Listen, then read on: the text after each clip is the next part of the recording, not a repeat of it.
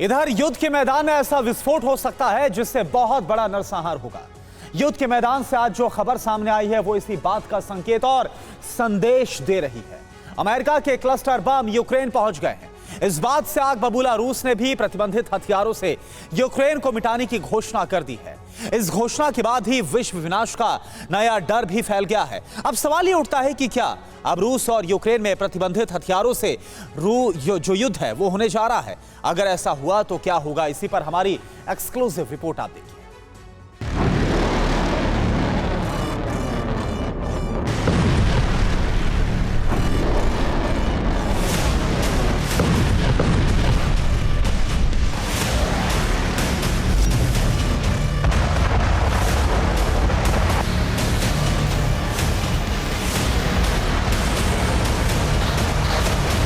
रूस यूक्रेन युद्ध में क्या विनाश का नया दौर शुरू होने जा रहा है? नहीं थकावट, नहीं हेयर फॉल, त्वचा उजली चमकदार, एसिडिटी, पिंपल, सिर दर्द पे है तनविषता असरदार, तनविषता टैबलेट्स।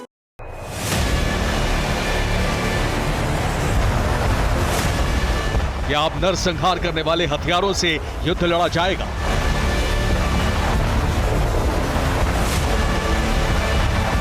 क्या रूस और यूक्रेन उन हथियारों का इस्तेमाल करने जा रहे हैं जो अंतर्राष्ट्रीय स्तर पर प्रतिबंधित हैं?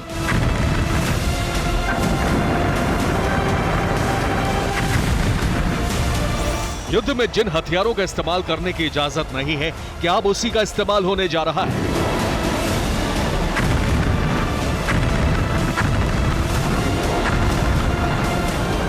ये सवाल इसलिए उठ रहे हैं क्योंकि अमेरिका के विनाशकारी क्लस्टर बम यूक्रेन पहुंच चुके हैं। ये वही क्लस्टर बम है जिनके इस्तेमाल पर पाबंदी है। बावजूद इसके अमेरिका ने इसकी खेप यूक्रेन भेज दी है। अमेरिका के इसी कदम के बाद विनाश का सबसे खतरनाक दौर शुरू होने की आशंका बढ़ गई है। अगर यूक्रेनी सेना रूसी फौज पर क्लस्टर बम से हमला करेगी तो पुतिन इसे बर्दाश्त नहीं करेंगे।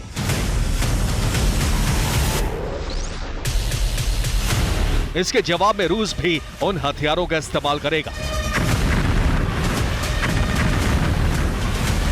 जिसके महज एक धमाके से एक बड़ा इलाका तबाह हो जाता है।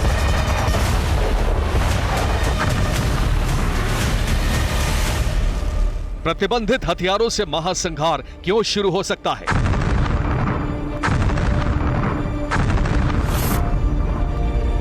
ज़ेलेंस्की के क्लस्टर बम के जवाब में पुतिन क्या करेंगे? वो किन प्रतिबंधित हथियारों से हमला कर सकते हैं?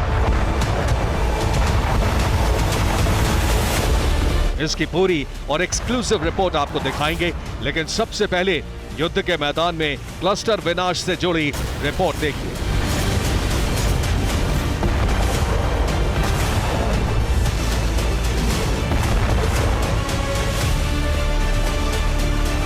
अमेरिका का क्लस्टर बम जैसे ही यूक्रेन पहुंचा, पेंटागन की तरफ से खतरनाक ऐलान हुआ।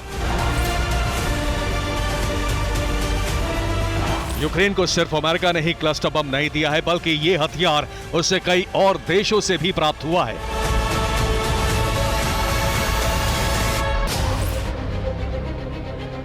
इसका मतलब यह हुआ कि यूक्रेन के पास क्लस्टर बम का बहुत बड़ा भंडार तैयार हो चुका है।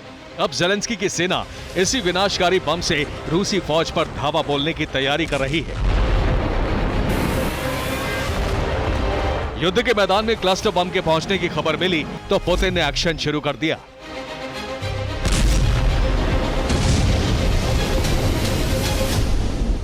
रूस ने जवाबी हमला करने के लिए ब्लैक सी में 2 मिसाइल कैरियर भेज दिए हैं। ये 12 कैलिबर क्रूज मिसाइलों से लैस हैं। पुतिन ने समंदर ही नहीं बल्कि आसमान से भी आक्रमण की तैयारी कर ली है। अपनी एयरफोर्स को सुखोई 35 का नया बैच सौंप दिया है।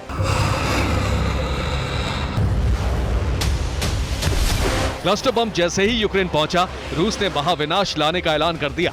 रूस के विदेश मंत्रालय की प्रवक्ता मारिया ज़खारोवा ने कहा,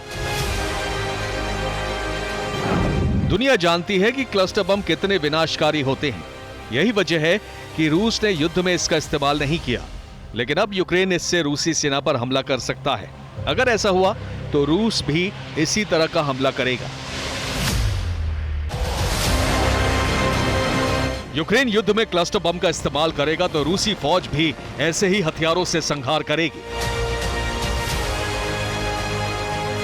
और इस तरह प्रतिबंधित हथियारों से भीषण जंग की शुरुआत हो जाएगी। सवाल यही है कि आखिर रूस किन प्रतिबंधित हथियारों का इस्तेमाल करेगा।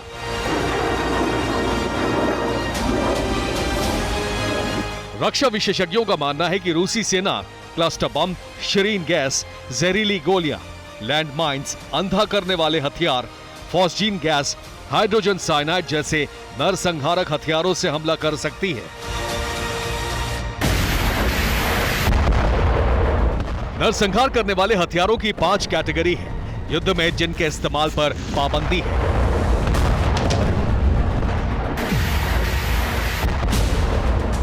पहली कैटेगरी है फ्रैगमेंट हथियारों की। शरीर में मौजूद होने के बावजूद इनका पता नहीं लगता, एक्सरे भी इन्हें नहीं ढूंढ पाता, जैसे कि रबर या प्लास्टिक की गोलियां। दूसरी कैटेगरी है माइंस एंड ट्रैप्स। ये हथियार जमीन के अंदर बिछाए जाते हैं, मसलन एंटी टैंक माइंस। तीसरी कैटेगरी है जलाने वाले और रासायनिक हथियारों की। इसमें केमिकल गैस और लोगों को जलाकर मारने वाले हथियार शामिल हैं। चौथी कैटेगरी अंधा करने वाले हथियारों की है, मसलन आंख की रोशनी छीनने वाले लेजर्स। पांचवी और आखिरी कैटेगरी है विस्फोटक हथियारों की, जैसे कि क्लस्टर बम।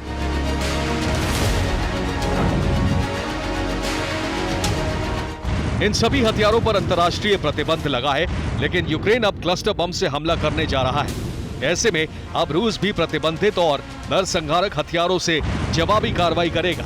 इसके बाद कितना बड़ा विनाश होगा, यूक्रेन का अंजाम क्या होगा, इसकी सिर्फ कल्पना ही की जा सकती है। Bureau report, TV9 Bharatvarsh.